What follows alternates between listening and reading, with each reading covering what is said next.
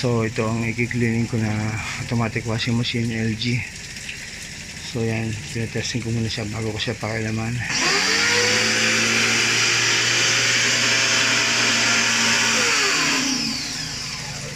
So kanina testing ko na yung kanyang wash function, okay naman. Then ngayon spin dryer, yan medyo maalog siya. So yan medyo maalog ng konti yung spin dryer niya. Kasi matanda na rin to, matanda ng washing machine to, sira-sira na. So tinitake note ko lang yung lahat ng mga ano niya, status, para after kung linisin, para hindi ka masasabihan ng customer na ba't ganito, bakit nagkaganito, dati naman hindi ganyan. So yan, kaya ngayon yan, medyo malog siya sa spin dryer, medyo malog yung spin dryer niya.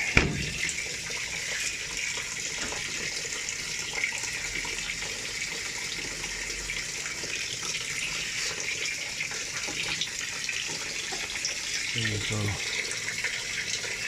okay, buksan namin. So try ba natin?